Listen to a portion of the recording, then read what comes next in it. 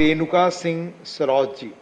माननीय उपसभापति महोदय, छत्तीसगढ़ राज्य के संबंध में अनुसूचित जनजातियों की सूची में 12 समुदायों को सम्मिलित करने के लिए संविधान आदेश 1950 का और संशोधन करने वाले विधेयक पर मैं अपनी बात रखने के लिए खड़ी हुई हूँ।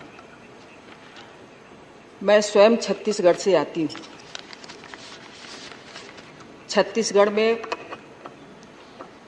वर्तमान में 42 जनजातियां निवास करती हैं।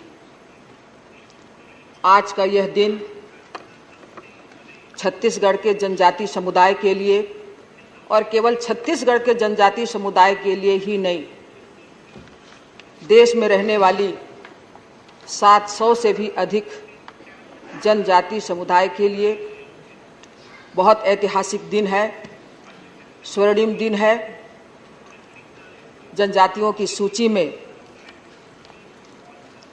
जो 12 जातियों का ये संशोधन बिल आया है, इसमें 10 ऐसी जातियां हैं जो लिपिकीय त्रुटि के कारण उन्हें संविधान ने जो अधिकार दिए हैं, जो लाभ प्राप्त होना था, आज़ादी के इतने वर्षों के बाद भी वंचित रह रहे थे।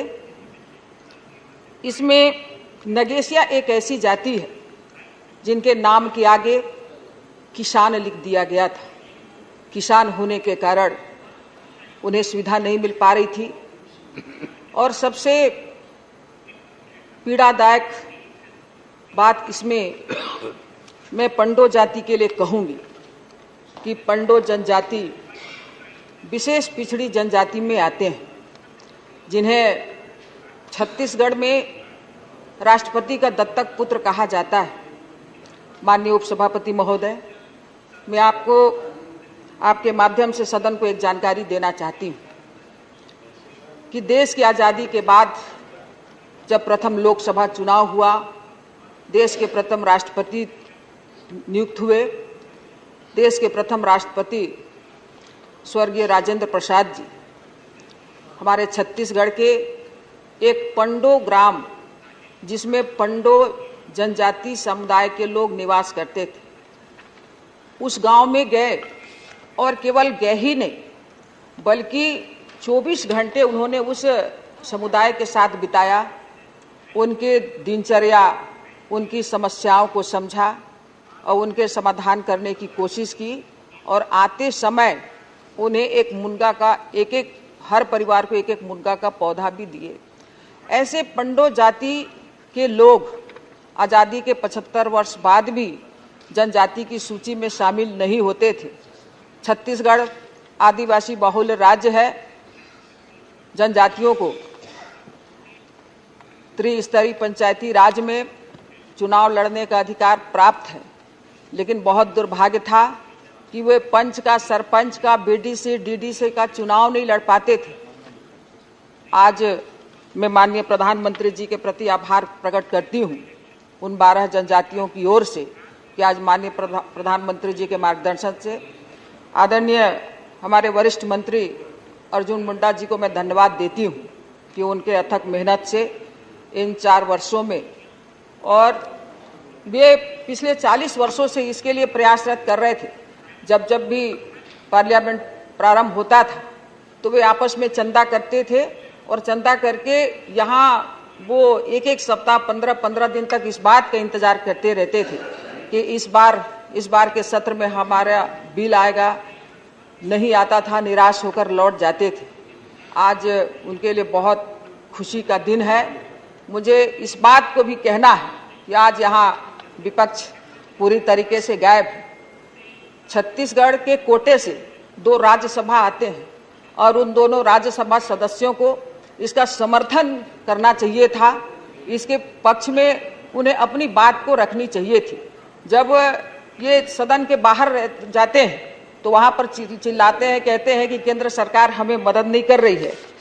आज यहाँ पर होते तो शायद मैं सोचती हूँ कि छत्तीसगढ़ की वो 12 जनजाति समुदाय के लोग भी खुश होते, लेकिन इन्होंने खुद इस अवसर को गंवाया है।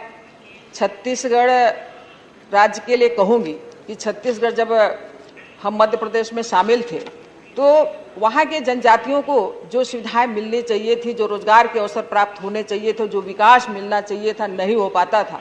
इसलिए हमारे स्वर्गीय अटल बिहारी वाजपेयी जी ने छत्तीसगढ़ को अलग राज्य बनाया। समय कम और है, छत्तीसगढ़ राज्य बनने के बाद वहाँ 15 वर्ष तक जब भारतीय जनता पार्टी की सरकार थी, डॉक्टर रमन सिंह जी ने बीते 15 वर्षों में वहाँ की भूखमरी को दूर करने के लिए, वहाँ की गरीबी को दूर करने के लिए बहुत सारे काम किए, विकास के ढेर सारे रास्ते खोले। छत्तीसगढ़ कोयला उत्पादक प्रदेश है। मुझे इस बात की खुशी है कि माननीय प्रधानमंत्री जी के आशीर्वाद से, माननीय अश्वनी वैष्णव जी के आशीर्वाद से सरगुजा जो बहुत पिछड़ा हुआ जिला था, अंबिकापुर से सीधे दिल्ली तक ट्रेन चलाई गई। और जब अंग्रेजों का शासन था यहाँ पर 1935 में एक प्रोजेक्ट बना था अंबिकापुर बरवाडी, जिसके लिए हम वहाँ की जनता हमेशा प्रयास करती थी। आज खुशी की बात है कि अंबिकापुर बरवाडी जो रेल परियोजना है उसका सर्वे हो चुका है, उसका डीपीआर बन चुका है और बहुत जल्दी छत्तीसगढ़ के लोगों का इस पुरानी परियोजना का भी लाभ मिलेगा। मैं आज इसके समर्थन में खड़ी हूँ और स्वयं इस मंत्रालय की मंत्री भी हूँ, तो खुश भी बहुत हूँ और यही मैं अपनी बात को समाप्त कर रही हूँ।